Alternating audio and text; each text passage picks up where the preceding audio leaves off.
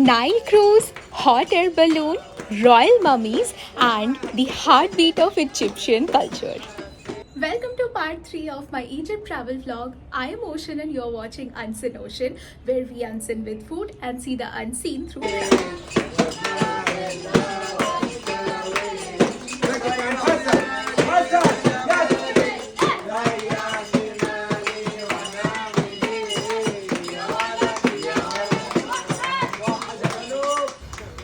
We are continuing day 6 in Egypt and sailing through the Nile.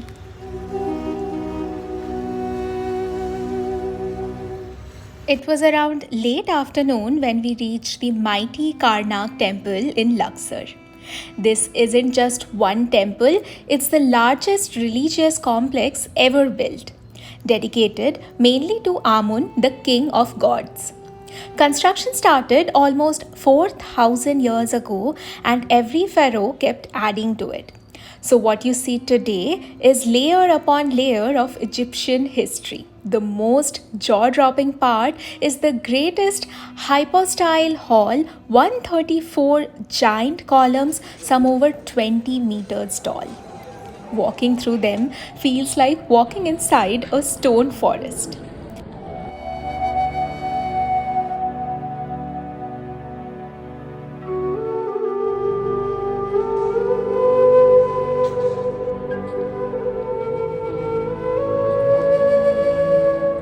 And then there's the sacred scarab statue. Locals say if you circle it 7 times while making a wish, your wish will come true. So, of course, I made mine when I started YouTube a few months ago with 0 subscribers. Even 100 felt ambitious. But today, I am just 7 away from 100, and now I am wishing for 500. Maybe the scarab really does have magic. By evening, we reached the Luxor temple. Unlike Karnak, which was mainly religious, Luxor was more about kingship and coronation ceremonies. It was connected to Karnak by the Avenue of Sphinxes, a grand processional route lined with hundreds of Sphinx statues. When we visited, the sun was setting and the whole temple glowed golden. It's easy to see why ancient Egyptians believed these places were touched by gods.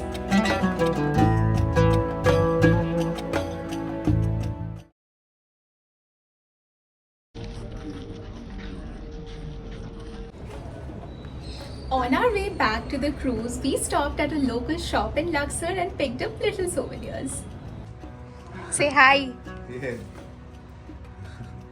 So, if you're visiting Egypt and you're in Luxor, here is my friend. You should be visiting for souvenirs at great price. He has an amazing collection. I'll show you around what's there.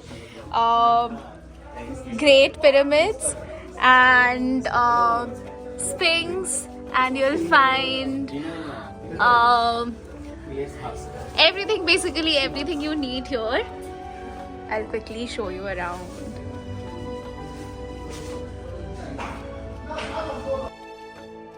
Day 7 began before sunrise again, but with an adventure straight out of a dream. A hot air balloon ride over Luxor's west bank.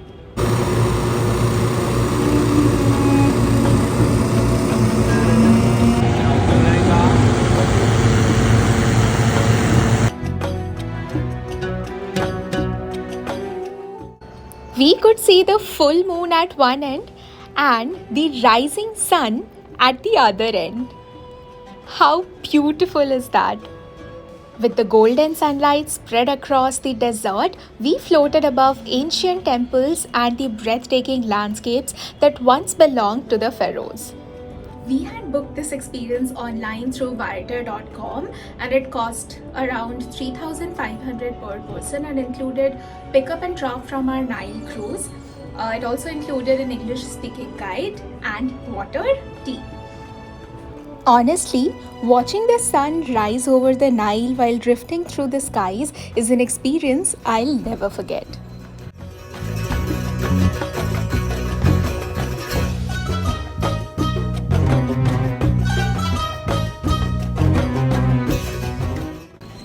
After landing, it was time to step back thousands of years into the Valley of the Kings, a place that for centuries remained hidden from the world. Why? Because it's said that a local family once stumbled upon these tombs and kept it a secret for years, even using them as a source of income. But after a family dispute, the secret was revealed to the police, and soon archaeologists rushed in. What followed was one of the greatest archaeological discoveries in history. Today, over 60 tombs have been unearthed here, belonging to pharaohs and nobles of the New Kingdom. The entry ticket allows you to explore 3 tombs of your choice, usually the ones like Ramses III, Ramses IV, and Merenptah, which are beautifully painted with vibrant depictions of the afterlife. Each wall tells stories of the Judgment Day, God's guiding souls, and the Pharaoh's journey to eternity. But we didn't stop there. We also paid extra to enter the tomb of Tutankhamun, perhaps the most famous pharaoh of all. Inside, his mummy rests in a temperature controlled glass case, and what amazed me was that photography was allowed there. Standing there in that small chamber, knowing about the boy king's story was just such a surreal experience. And it was goosebump inducing, to be honest.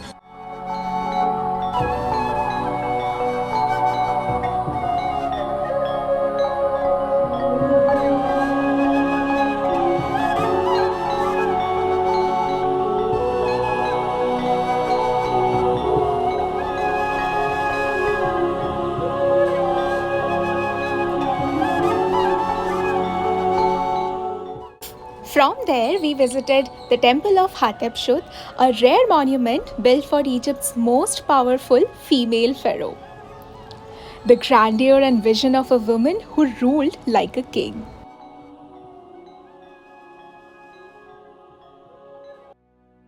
On the way back, we quickly stopped by these 3,400-year-old Colossi of Menon. These 2 massive statues are called whispering statues because they are believed to sing at dawn due to the cracks caused by earthquakes. And with that, it's time to say goodbye to the deserts and hello to the turquoise water of the Red Sea. I'll see you there in part 4 of the Egypt series next weekend.